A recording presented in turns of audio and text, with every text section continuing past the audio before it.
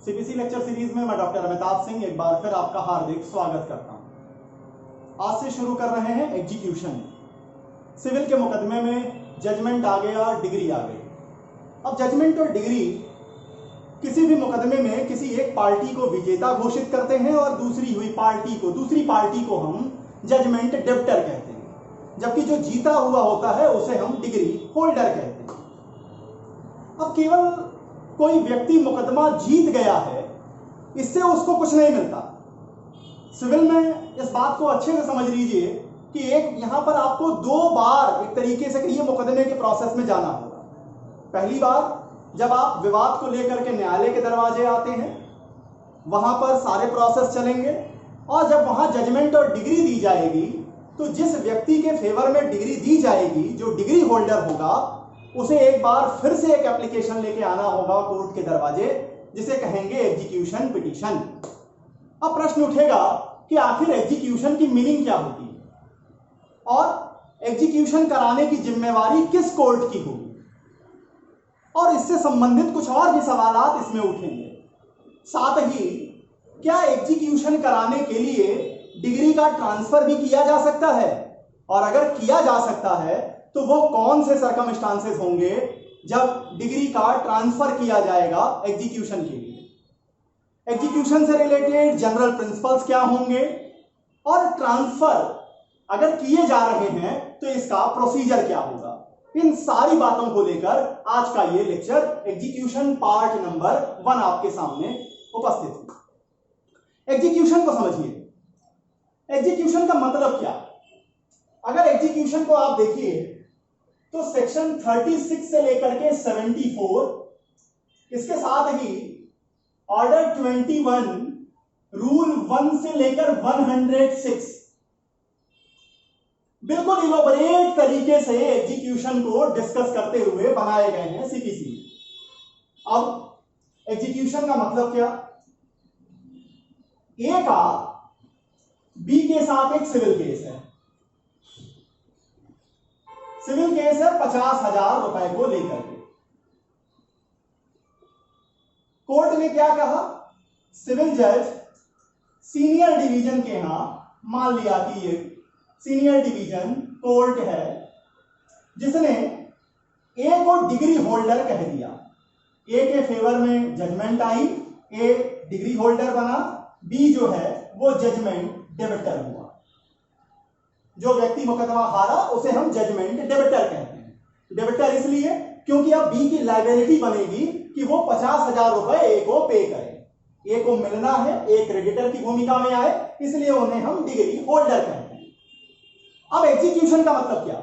Execution का मतलब है वो प्रोसीडिंग जिसके जरिए डिग्री होल्डर को फ्रूट्स दिलाए जाएंगे। जजमेंट में आप क्या कर रहे थे, जजमेंट में आप फ्रूट घोषित करते हैं कि ये फ्रूट अमुक आदमी को मिलना है, लेकिन आपकी घोषणा से फ्रूट उसे मिल नहीं जाता है। फ्रूट मिलाने का काम जो किया जाएगा वो एग्जीक्यूशन करेगा। तो अगर एग्जीक्यूशन को लिटरल भाषा में कहना हो तो क्या है, a process by which the fruits will be stored in the hands of degree holder. वह व्यक्ति जो सिविल का मुकदमा जीता है, जिसके फेवर में डिग्री आई है, उसको उस मुकदमे के फ्रूट्स दिलाने के प्रोसेस को भी हम एग्जीक्यूशन कहते हैं। अब एग्जीक्यूशन को लेकर के एक प्रश्न उठता है, और यह प्रश्न उठा घनश्याम दास गुप्ता वर्सेस अनंत कुमार सिन्हा के केस में। और वहां पर प्रश्न यह था कि क्या ऐसी भी कोई सिचुएशन हो सकती है जब सीपीसी ऑर्डर 21 रूल 1 से लेकर 106 में जो तरीके बताए गए हैं, बहुत एलोबरेट तरीके से किसी भी डिग्री होल्डर को सेटिस्फाई करने के लिए, सेटिस्फैक्शन ऑफ डिग्री के बहुत सारे तरीके बताए गए हैं। लेकिन यहां इस सिन्हा जी के केस में यह प्रश्न उठा कि अगर मान लीजिए कोई एक्सेप्शनल सर्कमस्टांस है, कोई एक्सेप्शनल सिचुएशन है जहां पर इन बताए गए तरीकों में से भी डिग्री सेटिस्फाई नहीं हो पा रही है, तब क्या होगा।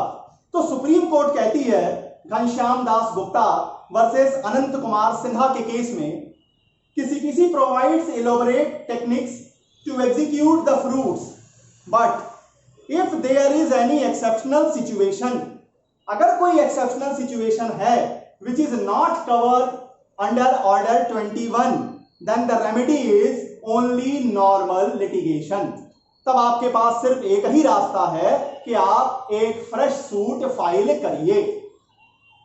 अब प्रश्न उठेगा कि आखिर कौन सी कोर्ट एग्जीक्यूटिंग कोर्ट के रूप में काम करेंगी या डिग्री का एग्जीक्यूशन कौन करेगा। तो यहां पर पहले आप सेक्शन नंबर 38 को देखिए, फिर 37 पे आएंगे कि एग्जीक्यूटिंग कोर्ट किसे कहेंगे। सेक्शन 38 का कहना है कि डिग्री का एग्जीक्यूशन वो कोर्ट करेगी जिसने या तो डिग्री पास की है, डिग्री पारित की है, या जिसको एग्जीक्यूशन के लिए डिग्री भेजी गई। अब आते हैं सेक्शन 37 पर कि एग्जीक्यूटिंग कोर्ट किसे कहेंगे, कौन सी कोर्ट को हम एग्जीक्यूटिंग कोर्ट कहेंगे। Section number 37 executing court. अब इसको अगर आप समझिए तो इसको 4 तरीके से मैं डिवाइड करके आपको समझा देता हूं। पहली स्थिति को यह समझिए जहां पर डिग्री उस कोर्ट ने पास की है जो फर्स्ट इंस्टांस कोर्ट है। फर्स्ट इंस्टांस कोर्ट कहने का मतलब जहां पहली बार आप मुकदमा लेकर गए हैं। जो लोवेस्ट कंपिटेंट कोर्ट में सेक्शन 15 का कहना है कि आप मुकदमा फाइल करेंगे, उस कोर्ट ने अगर डिग्री पास कर दी है, फर्स्ट इंस्टांस कोर्ट ने ही अगर डिग्री पास की है, तब क्या होगा,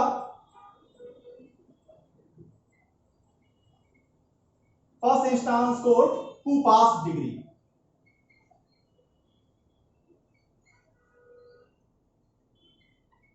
फिर क्या होगा, सच कोर्ट। वही कोर्ट क्या करेगी, वही कोर्ट एग्जीक्यूटिंग कोर्ट के रूप में काम करेगी। सेकंड पे आ जाइए, कहता है कि जहां पर degree, if degree passed by appellate court. अब यहां पर डिग्री का एग्जीक्यूशन कौन करेगा, अब यहां पर फिर डिग्री का एग्जीक्यूशन करेगा फर्स्ट इंस्टांस कोर्ट, जिसके यहां आप सबसे पहले गए थे, वही डिग्री का एग्जीक्यूशन करेगा। अब आइए नंबर 3 कंडीशन को समझिए कि जिस समय आप डिग्री के एग्जीक्यूशन के लिए जा रहे हैं उस समय वो फर्स्ट इंस्टांस कोर्ट अब एग्जिस्ट नहीं करती। जिस समय आप एग्जीक्यूशन के लिए जा रहे हैं उस समय वो फर्स्ट इंस्टांस कोर्ट जिसमें आप केस लेके गए थे वो अब एग्जिस्ट नहीं करती। तो क्या डिग्री का एग्जीक्यूशन नहीं होगा, जरूर होगा। अब आपको उस कोर्ट को जाना होगा, उस कोर्ट में आप एप्लीकेशन देंगे, वो कोर्ट एग्जीक्यूटिंग कोर्ट कही जाएगी जो उस समय ऐसे मामलों पर जुरिडिक्शन रखती है। जिस भी कोर्ट के पास जुरिडिक्शन होगा वह कोर्ट अब एग्जीक्यूटिंग कोर्ट के रूप में काम करेगी। तीसरी कंडीशन क्या, व्हेन फर्स्ट इंस्टांस कोर्ट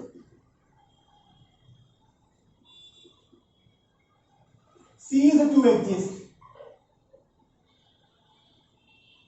अब किसके पास जाएंगे, कोर्ट हु हैव जुरिडिक्शन, जिसके पास जुरिडिक्शन है इस समय करेंटली, वो एग्जीक्यूटिंग कोर्ट के रूप में काम करेगी। अब चौथे पे आ जाइए। चौथी कंडीशन, फर्स्ट इंस्टांस कोर्ट आज भी है, एग्जिस्ट में तो है, लेकिन उसका जुरिडिक्शन ट्रांसफर कर दिया गया। उसका जुरिडिक्शन जो है वो ट्रांसफर कर दिया गया, अब उसके पास उस मामले से रिलेटेड जुरिडिक्शन नहीं है। यहां क्या है, एग्जिस्ट ही नहीं कर रही है। चौथी सिचुएशन है एग्जिस्ट कर रही है लेकिन उसके पास जुरिडिक्शन नहीं है। तब कहां जाएंगे, सेम आंसर है, उस कोर्ट के पास जाइए जिस कोर्ट के पास इस समय ऐसे मामलों में जुरिडिक्शन है। First instance court exist but no jurisdiction, इस समय जुरिडिक्शन नहीं है। कहां जाएंगे, उस कोर्ट के पास जाइए जिनके पास जुरिडिक्शन है। तो कौन सी कोर्ट डिग्री का एग्जीक्यूशन करेगी? डिग्री का एग्जीक्यूशन करेगी अगर पहली जहां आपने सूट फाइल किया फर्स्ट इंस्टेंस कोर्ट ने ही अगर आपको डिग्री दे दी है तो वही कोर्ट आपकी एग्जीक्यूटिंग कोर्ट होगी। अपील में डिग्री आई है तब भी फर्स्ट इंस्टेंस कोर्ट को ही हम एग्जीक्यूटिंग कोर्ट के रूप में देखेंगे। अगर फर्स्ट इंस्टेंस कोर्ट आज एग्जिस्ट ही नहीं करता है या उसके पास जुरिडिक्शन नहीं है ऐसे मामलों का, फिर क्या करेंगे? उस कोर्ट के पास जाएंगे जिस कोर्ट के पास आज के दिन जुरिडिक्शन होगा। अब यहां पर कुछ प्रश्न खड़े होते हैं। क्या प्रश्न है? प्रश्न देखिए, और ये प्रश्न आपको प्रीलिम्स में भी पूछे जाते हैं और मेंस एग्जामिनेशन में भी ये प्रश्न आपसे पूछा जाता है। क्या है प्रश्न? कहता है एक कोर्ट है जिसने क्या किया है? डिग्री पास कर दी है। अब इसके बाद इसका ज्यूरिडिक्शन ट्रांसफर कर दिया गया है बी कोर्ट को। बी कोर्ट को ट्रांसफर कर दिया गया। अब यहां पर दो क्वेश्चन खड़े होते हैं, question number 1, question number 2। Question number 1 ये कहता है कि क्या ए कोर्ट ज्यूरिडिक्शन के ट्रांसफर होने के बाद, पार्शली मान लीजिए ज्यूरिडिक्शन ट्रांसफर कर दिया गया, पार्शली ट्रांसफर अगर ज्यूरिडिक्शन का कर दिया गया है तभी क्या होगा? यहां पर आप कंफ्यूजन ना हो, पोर्शन ऑफ ज्यूरिडिक्शन जो है वो बी कोर्ट को ट्रांसफर कर दिया गया। अब प्रश्न उठेगा कि क्या ए कोर्ट जिसके ज्यूरिडिक्शन का एक पोर्शन ट्रांसफर कर दिया गया बी कोर्ट को, whether a court can act as executing court, और दूसरा प्रश्न उठेगा कि whether B court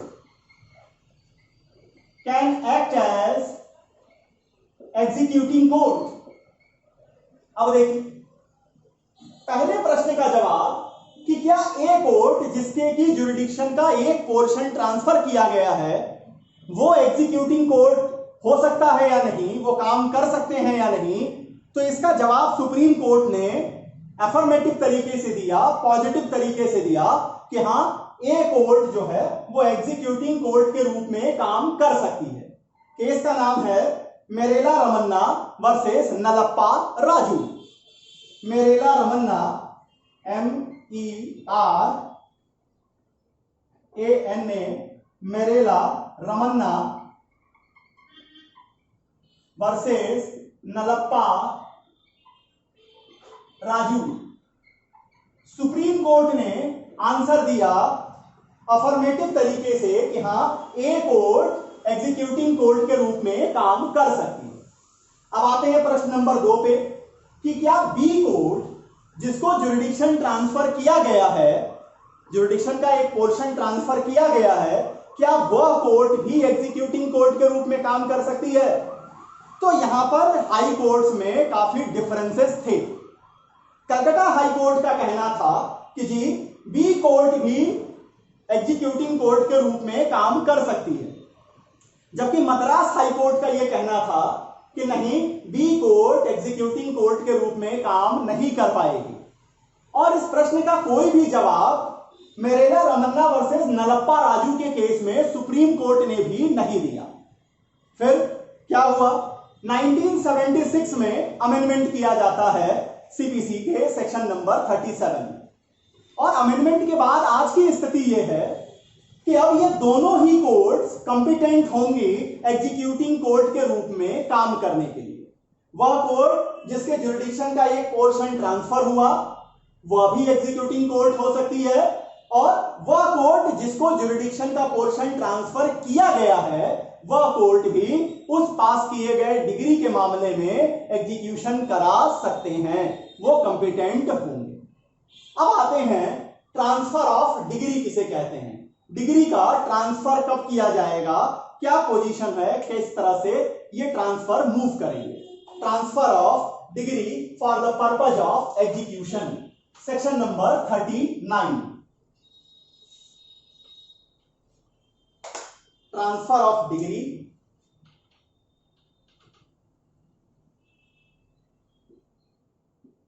of degree for execution.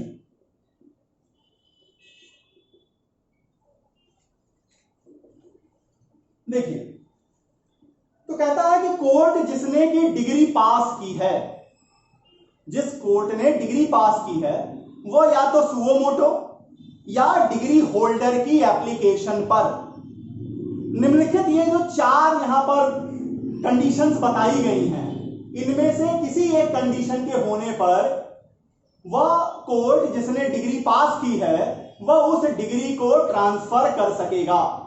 यहां पर प्रेरोगेटिव किसका है, डिस्क्रिशन किसका है, कोर्ट का है। वो कौन सी सर्कमस्टांसेस हैं, वो कौन सी सिचुएशंस हैं जबकि डिग्री का ट्रांसफर किया जाएगा, ऐसे चार कंडीशंस हैं। देखते हैं कौन कौन से। नंबर 1, पहली जो कंडीशन है कि judgment debtor actually reside, work, carries business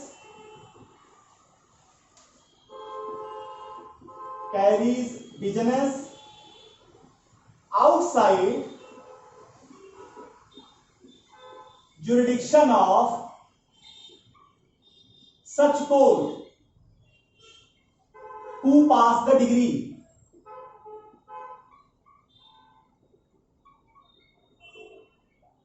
पहली कंडीशन क्या है, पहली कंडीशन है कि वह व्यक्ति जो उस डिग्री में लायबल हुआ है, वह कौन है, जो मुकदमा हारा है, उसे क्या कहते हैं, उसे कहते हैं जजमेंट डेबिटर। तो वह व्यक्ति जो जजमेंट डेबिटर है वो एक्चुअली, वो वास्तविक रूप में वॉलंटरली या तो रिसाइड, या तो काम करता है या बिजनेस कैरी करता है, और ये रहना, काम करना या बिजनेस करना उस कोर्ट के जुरिडिक्शन के बाहर है, वो बाहर रहता है उस कोर्ट की जुरिडिक्शन से जिस कोर्ट ने डिग्री पास की है। तो ये भी डिग्री के ट्रांसफर का एक वैलिड ग्राउंड है। अब आते हैं सेकंड ग्राउंड क्या है। सेकंड ग्राउंड बनता है कि with in the jurisdiction of court who pass degree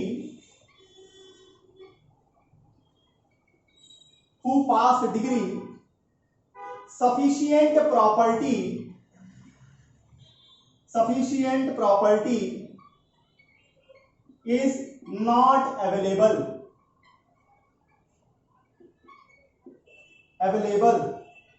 but judgment debitor have sufficient property outside jurisdiction of court। समझिए, सेकंड ग्राउंड बनता है कि जिस कोर्ट ने डिग्री पास की है उस कोर्ट के जुरिडिक्शन के अंदर जजमेंट डेबिटर की इतनी प्रॉपर्टी नहीं है कि आप उससे डिग्री को सेटिस्फाई कर सकें, लेकिन इस कोर्ट की जुरिडिक्शन के बाहर दूसरे कोर्ट की जुरिडिक्शन में जजमेंट डेबिटर की सफिशिएंट प्रॉपर्टी है। तब जिस कोर्ट के जुरिडिक्शन में सफिशिएंट पोर्शन ऑफ प्रॉपर्टी है उस कोर्ट को यह डिग्री ट्रांसफर करने का वैलिड ग्राउंड है, डिग्री ट्रांसफर की जाएगी। तीसरा ग्राउंड क्या है, थर्ड ग्राउंड है डिग्री इटसेल्फ, डिग्री खुद ब खुद, degree itself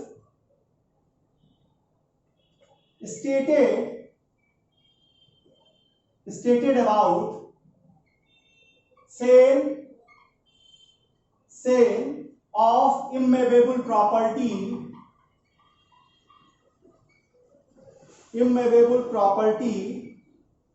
situated outside jurisdiction of court। जो डिग्री दी गई है वो डिग्री खुद ब खुद बता रही है, स्पष्ट बता रही है कि किस इमूवेबल प्रॉपर्टी को सेल किया जाना है, जो इमूवेबल प्रॉपर्टी डिग्री पास करने वाली कोर्ट के जुरिडिक्शन के बाहर कहीं सिचुएटेड है, बाहर कहीं लोकेटेड है। तब वहां पर भी डिग्री के ट्रांसफर का ये एक वैलिड ग्राउंड है। और चौथा ग्राउंड क्या बनता है, चौथा ग्राउंड है एनी अदर सफिशिएंट रीजन। इन चार में से किसी एक कंडीशन के होने पर या तो जजमेंट डेबिटर रहता ही दूसरे कोर्ट की जुरिडिक्शन में है, डिग्री पास करने वाली कोर्ट के जुरिडिक्शन के बाहर रहता है, बाहर काम करता है, अपना बिजनेस कैरी करता है, या उसकी जो इमूवेबल प्रॉपर्टी है उसका सफिशिएंट पोर्शन जो है वो डिग्री पास करने वाली कोर्ट के जुरिडिक्शन के बाहर सिचुएटेड है, या डिग्री खुद ब खुद स्पष्ट कर रही है कि कौन सी इमूवेबल प्रॉपर्टी को सेल किया जाना है जो कि उस डिग्री पास करने वाली कोर्ट के जुरिडिक्शन के बाहर है, या नंबर 4 अगर कोई दूसरे सफिशिएंट रीजन है तो डिग्री का ट्रांसफर कराया जा सकेगा। कौन करेगा डिग्री का ट्रांसफर? जिस कोर्ट ने डिग्री पास की है वो कोर्ट सुओ मोटो डिग्री का ट्रांसफर करेगी अगर इसमें से कंडीशंस पूरी हो जाती हैं, या डिग्री होल्डर के एप्लीकेशन पर वह कोर्ट जिसने डिग्री पास की है वह ट्रांसफर करेगी डिग्री का एग्जीक्यूशन करने के लिए। अब आते हैं कि इसका प्रोसीजर क्या होगा। अब देखते हैं कि ट्रांसफर ग्राउंड हो गए, अब इसका प्रोसीजर क्या होगा, किस तरीके से ये चीजें काम करेंगी, कैसे ट्रांसफर किया जाएगा। अब प्रोसीजर को समझिए। जो कोर्ट डिग्री का ट्रांसफर कर रही है वह डिग्री की कॉपी को उस ऑर्डर की कॉपी के साथ उस कोर्ट को भेजेगी जिसको वो ट्रांसफर कर रहे हैं। उसमें वो ये स्पष्ट बताएंगे कि इस डिग्री का क्या कितना सेटिस्फैक्शन अभी तक हुआ है। मान लीजिए 1 लाख की डिग्री है, 10,000 रुपए की प्रॉपर्टी डिग्री पास करने वाले कोर्ट के जुरिडिक्शन में थी, उन्होंने उस प्रॉपर्टी को सेल कराकर 10,000 रुपए जो है वो डिग्री होल्डर को दिला दिए, मतलब 10,000 रुपए 10% का सेटिस्फैक्शन हो चुका है। तो अब डिग्री की कॉपी के साथ ऑर्डर देते हुए ये ट्रांसफरर कोर्ट जो है वो ट्रांसफरी कोर्ट को ये स्पष्ट करेगी कि 90% ऑफ द डिग्री अभी भी सेटिस्फाइड होनी बाकी है। अब जिस कोर्ट को ट्रांसफर किया गया है वह कोर्ट क्या उस डिग्री की वैलिडिटी को चेक कर सकते हैं? आंसर है नहीं। जिस कोर्ट को ट्रांसफर किया गया है डिग्री एग्जीक्यूशन के लिए वह उस डिग्री की वैलिडिटी को चेक नहीं करेंगे, उसकी करेक्टनेस को नहीं देखेंगे। वो इस तरह से आगे बढ़ेंगे जैसे वो डिग्री उन्होंने खुद पास की हो, वह डिग्री उन्होंने खुद पास की हो। अब मान लीजिए कि जिस कोर्ट को ट्रांसफर किया जा रहा है वह डिस्ट्रिक्ट कोर्ट है। जिस कोर्ट को ट्रांसफर किया जा रहा है डिग्री एग्जीक्यूशन के लिए वो डिस्ट्रिक्ट कोर्ट है। तो एग्जीक्यूशन कौन कराएगा? या तो डिस्ट्रिक्ट कोर्ट खुद कराएगी या अपने सबऑर्डिनेट कोर्ट्स में से किसी कोर्ट को एग्जीक्यूशन कराने के लिए वो ट्रांसफर करेंगे, वो भी उसको सबऑर्डिनेट कोर्ट को दे देंगे। अगर मान लीजिए जिस कोर्ट को ट्रांसफर किया जा रहा है वो हाई कोर्ट है, तब क्या होगा? तो हाई कोर्ट ये मानते हुए कि उसने ओरिजिनल जुरिडिक्शन में ये डिग्री खुद पास की है, वह एग्जीक्यूशन के प्रोसेस को आगे ले चलेंगे। और जिस कोर्ट को ट्रांसफर किया जा रहा है वह कोर्ट इस तरीके से बिहेव करेगी, इस तरीके से एक्ट करेगी कि वह डिग्री उसने खुद पास की। अब एक प्रश्न उठता है कि क्या जिस कोर्ट ने डिग्री को ट्रांसफर कर दिया है, जो ट्रांसफरर कोर्ट है, क्या ट्रांसफर कर देने के बाद उसके पास कोई पावर रहेगा डिग्री के एग्जीक्यूशन से रिलेटेड? आंसर है बिल्कुल नहीं। जब आपने ट्रांसफर कर दिया डिग्री को दूसरे कोर्ट में एग्जीक्यूशन कराने के लिए, तब ट्रांसफरर कोर्ट के पास अब उस एग्जीक्यूशन से रिलेटेड कोई भी पावर नहीं बचेगा। अब आते हैं कि जनरल प्रिंसिपल्स क्या हैं एग्जीक्यूशन से रिलेटेड। तो जनरल प्रिंसिपल्स हैं, सबसे पहला जो जनरल प्रिंसिपल है वो है टेरिटोरियल जुरिडिक्शन। मतलब क्या इसका? मतलब कि वह कोर्ट सबसे ज्यादा वही कोर्ट कंपिटेंट मानी जाएगी जिस कोर्ट के पास टेरिटोरियल जुरिडिक्शन होगा प्रॉपर्टी का एग्जीक्यूशन कराने के लिए। दूसरे शब्दों में कहें तो territorial jurisdiction is a sine qua non for the purpose of execution. Number 2 है कि executing court can't go behind the correctness or the validity or the reasonability of the degree. Executing court जो execution करा रही हैं वो degree की validity check नहीं करेंगे। उनके पास ये कैपेसिटी नहीं होगी कि वो एक तीसरी बार ट्रायल शुरू कर दें कि हाँ ये डिग्री कैसे आ गई, कौन से एविडेंस दिए गए, एविडेंस सही थे या नहीं थे, इंटरप्रिटेशन सही दी गई या नहीं दी गई। ऐसा तो नहीं कि जब वो जज साहब ने जो डिसीजन दिया उसमें ये रीजन की कमी है। ये सब देखने का काम एग्जीक्यूटिंग कोर्ट का नहीं है। नंबर 3, अगर कोई डिग्री विदाउट जुरिडिक्शन पास कर दी गई, एक ऐसी कोर्ट ने डिग्री दी है जिसके पास उस डिग्री को पास करने का जुरिडिक्शन था ही नहीं, तो ऐसी डिग्री नल एंड वॉइड होगी। लेकिन इस कमी को, इस डिफिशियंसी को on the face of the record clear होना चाहिए, एविडेंस की एनालिसिस ना करनी पड़े। अगर on the face of the record ये समझ में आता है कि जिस कोर्ट ने डिग्री पास की है उसके पास इस डिग्री को पास करने की कैपेसिटी नहीं है, जुरिडिक्शन नहीं है, तो वो पास की हुई डिग्री नल एंड वॉइड होगी। नंबर नेक्स्ट, कहते हैं कि मान लीजिए कोई डिग्री अगर वेग है, एम्बिगुअस है, तब एग्जीक्यूटिंग कोर्ट क्या करेगी? अगर कोई डिग्री वेग है, एम्बिगुअस है, तब एग्जीक्यूटिंग कोर्ट उस मुकदमे की प्लीडिंग को देख सकते हैं। किस पर्पस से देखेंगे? पर्पस से देखेंगे उस डिग्री को एक मीनिंग प्रोवाइड करने के लिए। उनका वहां जो प्लीडिंग देखने का मतलब होगा वो ये नहीं देखेंगे कि करेक्टनेस है कि नहीं, वैलिडिटी देखने के लिए नहीं देखेंगे, वो ये देखने का प्रयास करेंगे कि किस तरीके से ये जो पास की हुई डिग्री है इसको एक मीनिंग दी जा सके। और अगर मान लीजिए सर्कमस्टांसेस बदल गई हैं, जब एग्जीक्यूशन का प्रोसेस शुरू हुआ, जब एग्जीक्यूशन करने के लिए कोर्ट जा रही है, तो उसको यह समझ में आता है कि जो रेमेडी देने की बात डिग्री में की गई थी अब वो रेमेडी ज्यादा इफेक्टिव नहीं है, तो एग्जीक्यूटिंग कोर्ट रेमेडी को चेंज भी कर सकते हैं। तो इतनी बातें मैंने आपके सामने रखी एग्जीक्यूशन के संदर्भ में।